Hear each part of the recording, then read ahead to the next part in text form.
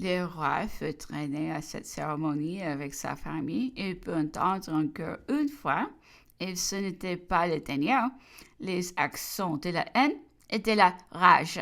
Il se plaça dans le même palais, à la même fenêtre.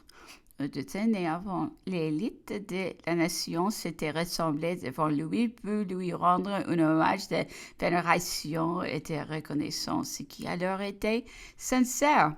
Sans doute, la prévention avait dû, de ce moment, écarter de l'esprit du roi les illusions qu'un peuple fidèle lui prodiguait. Et cette nouvelle représentation si sombre ne devait être pour lui que la conséquence de la première, mais qu'elle était différente pour les hommes qui suivaient avec attention la marche des événements. En 1790, un grand peuple, exalté par la liberté, puissant de la conscience de sa force et ses droits, voulait fortement la monarchie fondée sur des lois.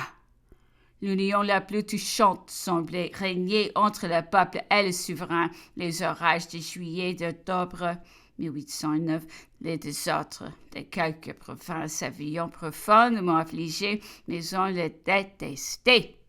Le meuble du souverain, la haine de l'anarchie, semblait être une garantie sacrée qu'elle ne troublerait plus la France. Au mois de juillet 92, au contraire, cette nation si généreuse, si unie, semblait avoir disparu devant une horde de barbares.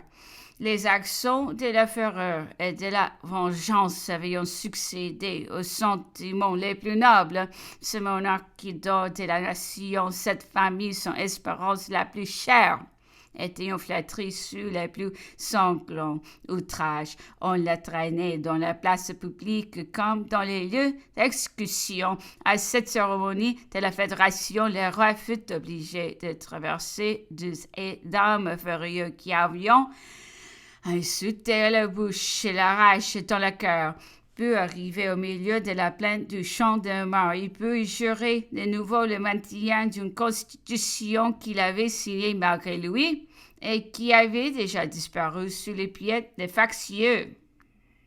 Monsieur de Lafayette, à la nouvelle de l'attentat du 20 juin, avait voulu soulever son armée et la conduire à Paris pour y protéger le roi contre les républicains.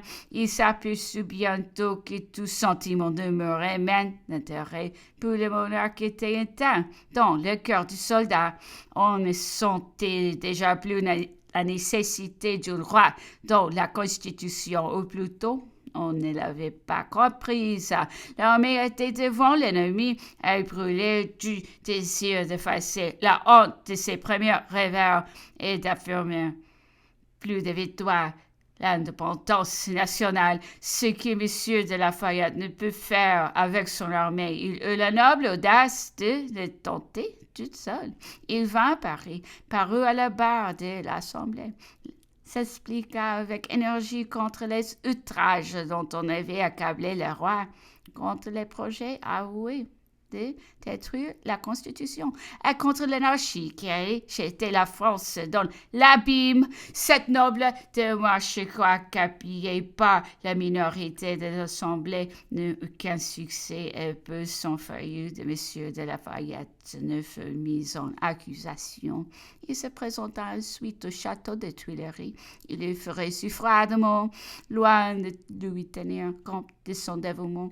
Les préventions de la famille royale étaient si fortes qu'on assure que la reine déclara qu'elle aimait mieux périr que d'être sauvée par un tel ennemi. Le général quitta Paris en gémissant sur le sort du roi de la France et fut bientôt suivi par des émissaires de la municipalité. Et peu de jours après son retour à l'armée, il se vit forcé, après l'avoir mise sur un pied respectable de défense, d'aller chercher un asile dans les pays étrangers où il ne trouva contre les droits des gens qui défèrent dans les cachots de L'Autriche, chapitre 5.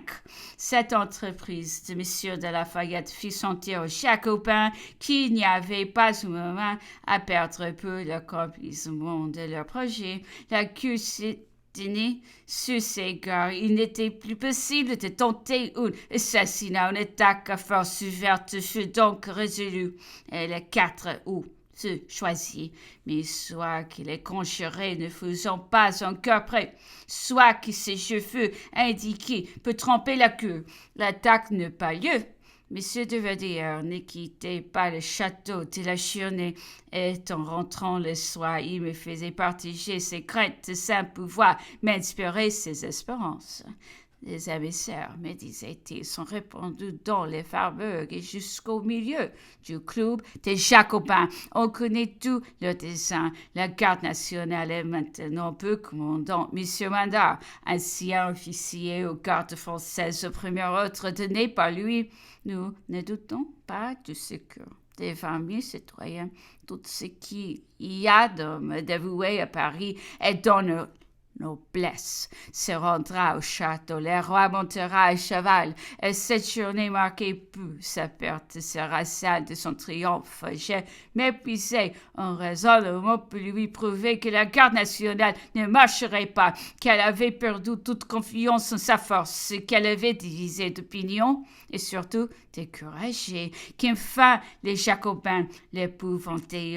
Je lui représentais que le chef de division Mandar était à peine tenu et n'espérait aucune confiance, que 3 ou 4 bataillons d'hommes courageux seraient suffisants pour repousser les assaillants composés de l'immense populace de Paris, qu'enfin les gardes suisses étaient en horreur et que le peuple irrité les écraserait de sa masse. Qui serait plus sage de s'entourer de cette troupe pour quitter Paris et peu approcher de la Normandie et peut s'y faire protéger d'une cavalerie qui s'augmenterait à chaque pas.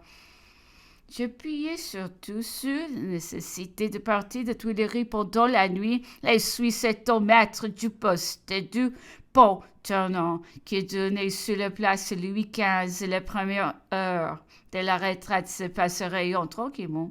Il n'eut pas moyen de lui faire entendre raison. Sans cesse, il lui citait le témoignage du courage et de fidélité déposé dans la pétition des 1000 et des 20 000 citoyens qui, chaque jour et dans toutes les circonstances, manifestaient hautement leur amour pour le roi et leur haine vigoureuse contre les factieux.